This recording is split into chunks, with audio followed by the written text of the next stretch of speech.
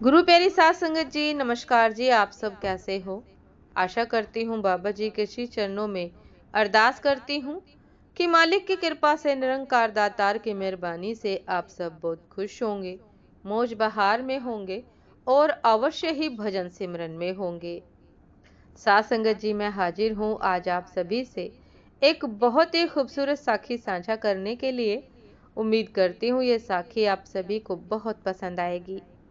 तो साथ संगत जी, समय ना गवाते हुए साखी को आप सभी से साझा करते हैं जी। साथ संगत जी, करीब 96 साल पहले की बात है। राजस्थान के अलवर इलाके में एक गडरिया भेड़ चराते हुए जंगल में चला गया। अचानक किसी ने उसे कहा कि यहाँ बकरियां चराना मना है। बातों बातों में पता चला कि वो इलाके का तहसीलदार था। दोनों में बात होने लगी। पता चला कि बहुत कोशिश के बाद भी तहसीलदार को बच्चे नहीं होते थे।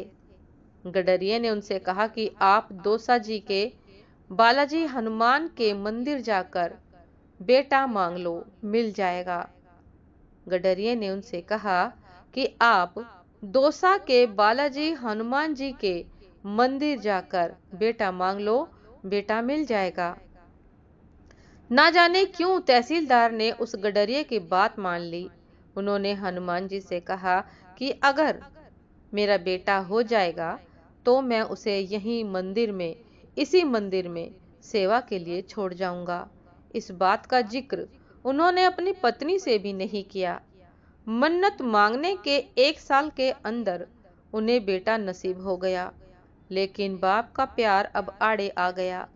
उन्होंने हनुमान जी से कहा कि मैं अपना वचन पूरा नहीं कर सकता, आपका ये ऋण मुझ पर रहेगा। वो बेटा बड़ा होने लगा, शिक्षा की उम्र तक आया तो पिताजी ने उसे हरिद्वार के एक बड़े विद्वान प्रभुदत्त ब्रह्मचारी जी के यहाँ पढ़ने भेज दिया।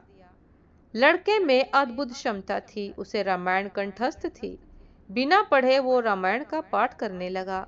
उसकी ख्याति दूर दूर तक फैल गई और वो साधु सन्यासियों और बड़े बड़े उद्योगपतियों के घर रामायण पाठ करने लगा। जवान होने पर उसकी शादी भी हो गई।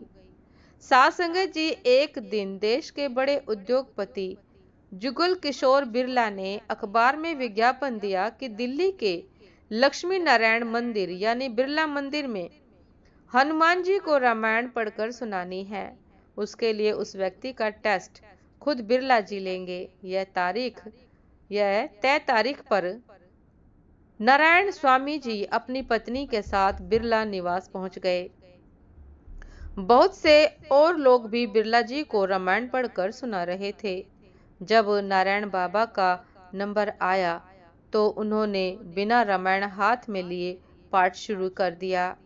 बिरला जी के अनुग्रह पर नारायण ने हारमोनियम पर गाकर भी रामायण सुना दी। साथ संगत जी, बिरला जी भाव विभोर हो गए। नौकरी पक्की हो गई। सस्ते जमाने में 350 रुपए की पगार, रहने के लिए बिरला मंदिर में एक कमरा और इस्तेमाल के लिए एक कार भी नारायण बाबा को दे दी गई। जीवन बेहद सुकून और आराम का हो गया। रुपया, पैसा, शोहरत और देश के सबसे बड़े उद्योगपति से नजदीकियां। बिरला जी के एक गुरु थे नीम करोली बाबा। बेहद चमत्कारी संत थे वो। जैसे ही वो वृंदावन से दिल्ली आए तो बिरला जी ने उन्हें प्रसन्न करने के लिए नारायण बाबा का एक रामायण पाठ रख दिया। बिरला जी ने नीम करोली बाबा से कहा कि एक लड़का है जो रामायण गाकर सुनाता है। नीम करोली बाबा ने कहा कि मुझे भी उस लड़के से मिलना है। जैसे ही नारायण बाबा कमरे में गए तो नीम करोली बाबा ने कहा कि तेरे बाप ने हनुमान जी से धोखा किया है। नारायण बाबा अपने पिता के खिलाफ कुछ भी सुनने को तैयार नहीं थे, लेकिन तय हुआ कि अगर नीम करोली बाबा की बात सच्ची है तो वो उन्हें गुरु रूप में स्वीकार कर लेंगे। तभी के तभी नारायण बाबा अलवर रवाना हो गए और अपने पिता से कहा कि एक संत आपको हनुमान जी का ऋणी बता रहा है और आपको धोखेबाज भी कह रहा है। सात संगत जी, नारायण बाबा के पिता ने कहा कि वो संत हनुमान जी ही हो सकते हैं, क्योंकि ये बात सिर्फ उन्हें ही पता है। पिता की बात सुनकर नारायण बाबा वापस चले आए और नीम करोली बाबा को अपना गुरु स्वीकार कर लिया। नीम करोली बाबा ने आदेश दिया कि नारायण, तेरा जन्म हनुमान जी की सेवा के लिए हुआ है, इसलिए छोड़ लाला की नौकरी। गुरु आदेश मिलते ही नारायण बाबा ने नौकरी छोड़ दी और दिल्ली के मेहरौली इलाके में एक जंगल में गुप्त मंदिर में आश्रय लिया। सात संगत जी, बिरला मंदिर से निकलकर सांप, भूतों और एक अनजाने जंगल में हनुमान जी की सेवा करनी शुरू कर दी। नीम करोली बाबा ने आदेश दिया कि किसी से 1 रुपया भी नहीं लेना है और हर साल नवरात्रे में लोगों का भंडारा करना है। बड़ी अजीबोगरीब बात है कि 1 पैसा भी किसी से नहीं लेना और हर साल हजारों लोगों को खाना भी खिलाना है। लेकिन गुरु ने जो कह दिया वो पत्थर पर लकीर है। बिना सोच के उन्होंने अपना काम शुरू किया। नीम करोली बाबा ने बिरला से कहकर नारायण बाबा की पत्नी को घर चलाने के पैसे हर महीने दिलवा दिए, लेकिन नारायण बाबा को पैसे से दूर रखा।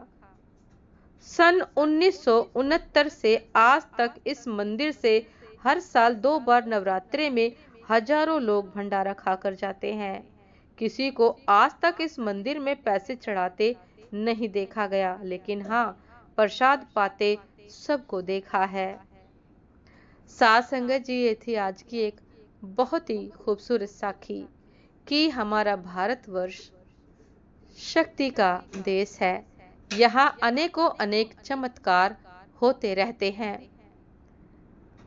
सात संगत जी, उम्मीद करती हूँ ये साखी आप सभी को बहुत बहुत पसंद आई होगी। ये भक्ति आप सभी को बहुत पसंद आई होगी कि यदि हम भगवान के नाम पर कुछ वचन करते हैं और परमात्मा यदि उसे पूरा करता है, तो सात संगत जी, हमें वो वचन, वो वायदा निभाना चाहिए, अन्यथा परमात्मा स्वयं उस वादे को निभा लेते हैं। सात संगत जी, ये थी आज की एक बहुत ही खूबसूरत साखी। उम्मीद करती हूँ ये साखी आप सभी को बहुत पसंद आई होगी। यदि पसंद आई हो सात संगत जी, तो लाइक, कमेंट, शेयर करना ना भूलिएगा। चैनल पर जो भी नए हैं कृपा करके सब्सक्राइब कर लीजिएगा, ताकि चैनल पर मिलने वाली सभी शब्द साखियों की अपडेट आप सभी को समय पर मिलती रहे। सात संगत जी, आप हमें इंस्टाग्राम पर भी फॉलो कर सकते हैं। इंस्टाग्राम का लिंक डिस्क्रिप्शन बॉक्स में दिया गया है। तो सात संगत जी, दासी को भी आज्ञा दीजिए, आपसे फिर मुलाकात होती है एक नए शब्द साखी के साथ, एक नई खूबसूरत विचार के साथ। तब तक के लिए नमस्कार जी। सदा खुश रहिए, मुस्कुराते रहिए, भजन सिमरन अवश्य करते रहिए। नमस्कार जी।